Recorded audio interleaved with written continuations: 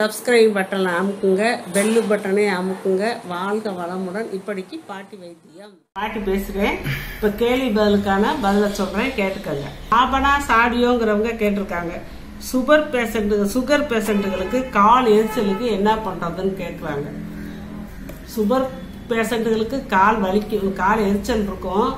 ஆனால் நம்ம சுகர் அப்படியே ஹையாகவே வச்சுட்டு இருக்கக்கூடாது.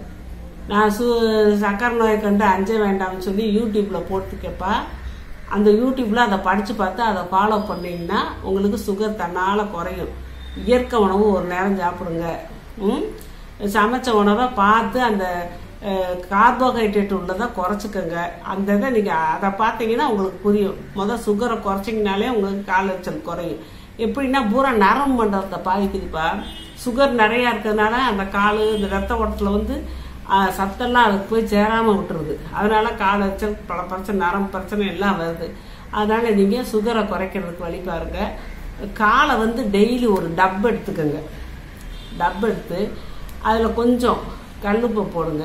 ஒரு அரை எலுமிச்சம்பழத்தை புழிஞ்சு விடுங்க. கொஞ்சம் மஞ்சத்தூள், ஒரு அரை டீஸ்பூன் மஞ்சத்தூளை போடுங்க.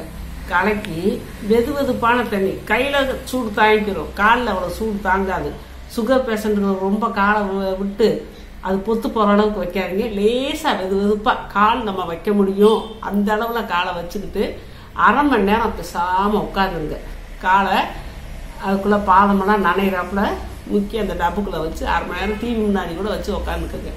உட்காந்து அரை மணி நேரம் கழிச்சு நல்லா சுற்றி காலெல்லாம் நல்லா தேய்ச்சிட்டு கழுவிட்டு, அந்த தண்ணியிலே கழுவிட்டு அப்புறம் போய் பாத்ரூமில் போய் நல்ல தண்ணியில் நல்லா சோப் போட்டு டெய்லி சுத்தமாக கழுவிக்கங்க. காலில் புண்ணு வர விட்டுறாது. அந்த மாதிரி நீங்கள் இது பண்ணிவிட்டு நீங்கள் இந்த சுகர் குறைக்கிற முறையாக இருந்தீங்கன்னா உங்களுக்கு கொஞ்சம் சீக்கிரத்தில் கால் எரிச்சல் சரியாக போகும். மனோன்மணி சந்தோஷ் கேட்டிருக்காங்க.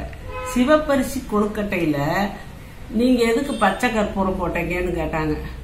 பச்சை கற்பூரம் போட்டால் வாசமாக அது ஒரு டேஸ்டாக இருக்கும்ப்பா. இந்த அது மனமாக இருக்கும், அதுக்காக தான் போட்டது. அது உடம்பு கெடுதல் இல்லை, நல்லது தான். சும்மா ப்ளூண்டு ஒரு பிஞ்சு எடுத்து அப்படி போட்டுறோம், அவ்வளோதான். உஷா கிருஷ்ணசாமி கேட்டிருக்காங்க. நீங்கள் எங்கே இருக்கீங்கன்னு. நான் மதுரையில் இருக்கேப்பா. அனிதா பனிதாங்கிறவங்க கேட்டிருக்காங்க. கால் பிளாடர் ஸ்டோனுக்கு மருந்து சொல்லுங்கன்னு. கால் பிளாடர் ஸ்டோனுக்குப்பா நீங்கள் இந்த குப்பைமேனி இலை இருக்குல்ல, குப்பைமேனி இலை இல்லை, குப்பைமேனி செடியை அப்படியே வேரோட பறிக்கணும். ஒரே ஒரு செடி நல்லா முளைச்சி உலகில் வந்த செடியை வேரோட பறிக்கணும். பறித்து நல்லா அந்த செடியை அலசிடணும். தண்ணியில் 2-3 வாட்டி அலசிடணும். மண்ணு நல்லா இருக்கும்ல, அலசிட்டு அதை வலுன்னு அரைக்கணும்ப்பா. அரைச்சி மோர் கலந்து காலையில் வெறும் வயிற்றுல குடிக்கணும். ரொம்ப ஹெவியாக இருந்துச்சுன்னா 3 நாளைக்கு தொடர்ந்து குடிங்க. ஹெவியாக இல்லை, சாதாரணமாக தான் இருக்குது, கொஞ்சம் லேசமாக இருக்குன்னா வாரம் ஒரு தடவை குடிக்க. இது தொடர்ந்து 3 நாள் குடிச்ச அப்புறம் நீங்கள் வாரம் இந்த மாதிரி அரைச்சி குடிங்க. அப்புறம் இது ஆரஞ்சு, கொடை ஆரஞ்சு பழம்னு சொல்லுவாங்க. அந்த ஆரஞ்சு பழத்தை மத்தியானம் சாப்பாடுக்கு அப்புறம் ஒவ்வொன்று டெய்லி சாப்பிடுங்க. கொஞ்ச நாள் ஆகும், உடனேலாம் போகாது.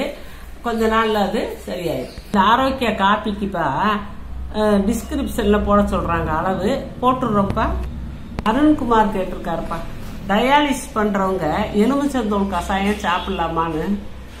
அந்த தோல் கஷாயம் இந்த கிட்னியெல்லாம் சரி பண்ணக்கூடியதான். ஏற்கனவே உங்களுக்கு கிட்னி ரொம்ப கெட்டு போய் தான் அவங்க டயாலிசிஸ் அளவுக்கு போயிட்டாங்க. இருந்தாலும் பரவாயில்ல, சாப்பிட சொல்லுங்க, முன்னேற்றம் கிடைக்கும். விஜி குட்டிங்கிறவங்க கேட்டிருக்காங்க. பிசிஓடி ப்ராப்ளம் என்ன செய்யணும். அதுக்குப்பா களைச்சிக்காய் தான்ப்பா வைத்தியம். களைச்சிக்காய் ஒரு 50 வாங்குங்க, நாட்டு மருந்து கடையில் இருக்கும். வாங்கிட்டு உடைச்சிங்கன்னா உள்ள ஒரு பருப்பு இருக்கும். அந்த பருப்பு எடுத்து 5 மிளகு எடுத்து அந்த பருப்பையும் மிளகையும் தட்டி ஒரு கல்லில் தட்டி பொடியாக வரும். அதை எடுத்துக்கிட்டு வாயில் போட்டு 1 டம்ளர் மோளை குடிச்சுங்க. இப்படி 50 கொட்டையும் சாப்பிடுங்க, சரியா போயிடும். 50 கொட்டையும் ஒரே நாளில் இல்லைப்பா, 50 நாளைக்கு. ஒரு நாளைக்கு 1 கொட்டை 5 மிளகு தான், 50 நாளைக்கு சாப்பிடணும். முருகேசன் கேட்டிருக்காருப்பா. பண்டு விழுந்த மாவை யூஸ் பண்ணலாமான்னு. பண்டு விழுந்த மாவை யூஸ் பண்ணக்கூடாதுதான்ப்பா. அது கெட்டு போச்சுன்னு தான் அர்த்தம். இப்பதான் ஆரம்பிச்சிருக்கு, 1-2 விழுந்துச்சு அப்படின்னா நம்ம அதை எடுத்து போட்டு நம்ம சமைக்கலாம். அதுக்காக அப்படியே வண்டா மொச்சுக்கிட்டு இருக்கிறதெல்லாம் நம்ம சாப்பிடக்கூடாது, கொட்டிடணும் கீழே. நாராயணசாமி ஏழைங்கிறவர் சொல்லியிருக்காருப்பா. வெந்தய களியில சுகர்னா வெள்ளை சக்கரை, அது வெள்ளமெல்லாம் போட மாட்டேறீங்க, சுகர் போட்டு சொல்லித்தாங்கன்றாங்க. வெந்தயக்களியில வந்து பனை வெல்லம் சேர்த்தாதாப்பா நல்லது, நல்லாவும் இருக்கும், டேஸ்டாவும் இருக்கும். சுகர்லாம் சேர்க்கக்கூடாது, வெள்ளை சக்கரை சேர்க்கவே கூடாது. அது கொஞ்சம் கொஞ்சமா உடம்புல இருக்க கால்சியத்தை எடுத்துடும். அப்புறம் இடுப்பு வலி, கை கால் வலி வரும். அதனால வெள்ளை சக்கரையெல்லாம் விட்டுருங்க. பனங்கருப்பட்டி, பனை வெல்லம் இதுதான் உடம்புக்கு ரொம்ப நல்லதுப்பா. உஷா ரெங்கநாதன் கேட்டிருக்காங்க, நான் ஒரு ஊறுகாய் போட்டேன், அது நார்த்தங்காவா கடாரங்காயான்னு கேட்குறாங்க. நார்த்தங்காய்னா கடாரங்காய்னா எல்லாம் ஒண்ணுதான். கொஞ்சம் பெருசா இருந்தா கடா நார்த்தங்காய்பாங்க, சின்னதா இருந்தா நார்த்தங்காய்பாங்கப்பா. வாங்குறவங்க கேட்டிருக்காங்க, சளி இருமலுக்கு மருந்து சொல்லுங்கன்னு. நான் யூடியூப்ல போட்டிருக்கேன்ப்பா. சளி இருமலுக்கு மருந்து ஒரு பொடி போட்டிருக்கேன், சளியை முற்றிலுமாக நீக்கன்னு சொல்லி. அந்த பொடி அதே மாதிரி செஞ்சு நீங்க கொடுங்க, 3 நாள்ல சரியா போயிடும். ஆயிட் சஹானா கேட்டிருக்காங்க, இந்தியில நான் சொன்னா நல்லா இருக்குமா, எனக்கு ஹிந்தி தெரியாதுப்பா. ஹேமா சுப்பிரமணி கேட்டிருக்காங்க, மலச்சிக்கலுக்கு என்ன மருந்துன்னு. மலச்சிக்கலுக்கு வந்து நீங்க ஃபைபர் உள்ள காய்கறியா சாப்பிடணும்ப்பா. கீரை சாப்பிடணும், வாழைத்தண்டு சாப்பிடணும். 2வது இந்த மலச்சிக்கலுக்கு வந்து நான் யூடியூப்ல மலச்சிக்கலுக்கான பொடி போட்டிருக்கேன்ப்பா. அதை நீங்க ரெடி பண்ணி வச்சுக்கிட்டு டெய்லி நைட் ஒரு ஸ்பூன் போட்டீங்கன்னா சரியா போயிரும்ப்பா. மலச்சிக்கல் இருக்க நேரம் போட்டுக்கோங்க, மற்ற நேரம் வேண்டாம், சாப்பிட்டா சரியா போயிடும். வினாசுங்கிறவங்க கேட்டிருக்காங்க, மலையாளத்துல இப்படி இருக்குதா அப்படின்னு. இந்த மாதிரி நான் பேசுறது இருக்கான்னு எனக்கு மலையாளமே தெரியாதுப்பா. அப்துல் ரஹீம் கேட்கிறாரு, நீங்க ஹேர் ஆயில் சேல் பண்ணீங்கன்னா நாங்க வாங்கிடுவோம் அப்படின்னு.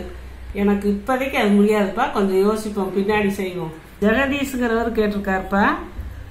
ஜெகதீஷ் அவர் வந்து என்ன கேட்டிருக்காருன்னா, அவர் அசைவம் தொடர்ந்து சாப்பிடலாமா, பாவமா இருக்கு, அசைவம் சாப்பிட அந்த ஆடு கோழி எல்லாம் நடக்கிறது பாவமா இருக்கான், ஆனா உடம்பு ஆரோக்கியத்துக்கு கண்டிப்பா அதை சாப்பிட்டுட்டே ஆகணுமான்னு கேட்டிருக்காங்க. அதெல்லாம் பாவமெல்லாம் இல்லப்பா. அந்த காலத்துல நம்ம பெரியவங்க சாப்பிட்டு வந்தது நம்ம வழி வழியா தானே சாப்பிடுறோம். பாவம்னு சொல்றதுக்கு அதுக்கு நம்ம அது வெட்ட போகும்போது அதை நம்ம வெட்டுற வரைக்கும் அதுக்கு தெரியாது நம்ம சாக போறோம்னு. நம்மளுக்கு தெரியும், ஆனா நம்ம சாக போறோம் அதுக்கு தெரியாது. அது இதுக்காகவே கடவுள் படைச்சு விட்டு இருக்காரு. பெரியவங்க எல்லாம் அந்த காலத்துல சாப்பிட்டு வந்தது, நம்ம ஒன்றும் புதுசா சாப்பிடல. இருந்தாலும் நான்வெஜ் சாப்பிட்டா கொஞ்சம் உடம்பு பிரச்சனை தான் பண்ணுங்கிறாங்க. ஆரோக்கியமும் இருக்கு, அது சாப்பிட்ற விதமா சாப்பிடணும். இருந்தாலும் தொடர்ந்து எடுத்துக்கிறாங்க, வாரத்துக்கு ஒரு நாள் எடுத்துக்கோங்க. மற்றபடி காய்கறி எல்லாம் சாப்பிட்டுக்கோங்க, ஒன்றும் இல்லை, பற்றி ஒரு பிரச்சனையும் இல்லைப்பா. தேவேந்திரன் கேட்டிருக்காரு, கருமுட்டை வளர என்ன செய்யணும்னு. கருமுட்டை வளர்றதுக்குப்பா கொஞ்சம் ஸ்ட்ரென்த்தான சாப்பாடு சாப்பிடணும். இந்த நட்ஸுகள்லாம் இருக்கு பார்த்தீங்களா, எல்லா நட்ஸும் சாப்பிடலாம். பூசணி விதைன்னு சொல்லி கடையில் விற்கும், அதையும் வாங்கி நம்ம சேர்த்துக்கலாம். இந்த விதையுள்ள பழங்கள், அத்திப்பழம், கொய்யாப்பழம், இந்த மாதிரி பழங்கள்லாம் விதையுள்ள பழங்களை சேர்த்துக்கிட்டிங்கன்னா உங்களுக்கு அந்த கருமுட்டை வளரும்பா. ராஜலட்சுமிங்கிறவங்க கேட்டிருக்காங்க, 4.5 வயசு பையன் ரொம்ப ஒல்லியா இருக்கேன், அவனுக்கு உடம்பே வைக்க மாட்டேங்குது, இதுக்கு ஏதாவது சத்து மாவு சொல்லுங்க அப்படின்னு கேட்டிருக்காங்க. சத்து மாவு நான் யூடியூப்ல போட்டிருக்கேன்ப்பா, அதை பார்த்து கொடுங்க, அதையும் கொடுங்க. அவனுக்கு வந்து இந்த பால், இந்த வேர்க்கடலையில செய்த மிட்டாயி, எள்ளு உருண்டையெல்லாம் நான் யூடியூப்ல போட்டிருக்கேன். அப்படியெல்லாம் பார்த்து கடையிலையும் எள்ளு மிட்டாய் வைக்குது, நீங்களும் வீட்லயும் செய்யறதுன்னா செஞ்சு தாங்க. நான் யூடியூப்ல போட்டிருக்கேன், பார்த்து செஞ்சு தாங்க. நெய், வெண்ணெய், பால் இந்த மாதிரி எல்லாம் சேர்த்துக்கிட்டு வந்தீங்கன்னா உடம்பு குண்டாகும். ஆனா ஒல்லியா இருந்தா சுறுசுறுப்பா வந்து ஒன்றும் பயம் இல்லப்பா. அது ஒவ்வொருத்தரும் அம்மா அப்பா வம்சமா கூட இருக்கும், தாத்தா பாட்டி மாதிரி கூட இருக்கலாம். அதனால ஒல்லியா இருந்தா சுறுசுறுப்பா இருந்தா சரி. நீங்க ரொம்ப ஒல்லியா இருக்கணும் வருத்தப்பட வேண்டாம். இங்க உடம்பு தேர்ந்து வரணும்னா நான் சொன்ன மாதிரி கொடுங்க. விஜய் பிரகாஷ்ங்கிறவர் கேட்டிருக்காரு, குழந்தையின்மைக்கு நாங்க ஆங்கில வைத்தியம் பாக்குறோம், இருந்தாலும் இந்த கசகசா லேகியம் சாப்பிடலாமா அப்படின்னு கேட்கிறாரு. கசகசா இந்த ஜாதிக்காய் சொல்லியிருக்கேப்பா, அது வந்து நீங்க மருந்துன்னு நினைக்க வேண்டாம், உணவு. அதனால இதை சாப்பிடலாமா சாப்பிடக்கூடாதுன்னு நினைக்க வேணாம். ஆனா நீங்க வந்து அதை லேகியமா செஞ்சு வைக்க வேணாம். லேகியமா செஞ்சு வச்சா அது சரிப்பட்டு வரல, அதை பொடியா வச்சுக்கோங்க. பொடியா வச்சு நெய்யிலையோ நல்லெண்ணெய் கலந்து சாப்பிட்டுக்கோங்க.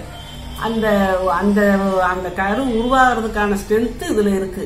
உணவு தான், நீங்க அதை மருந்து நினைச்சு சாப்பிட வேண்டாம். நீங்க ஆக்கில வைத்து எடுத்தாலும் இதை நீங்க சாப்பிடுங்க. சப்ஸ்கிரைப் பட்டனை அமுக்குங்க, பெல்லு பட்டனை அமுக்குங்க. வாழ்க வளமுடன். இப்படிக்கு பாட்டி வைத்தியம்.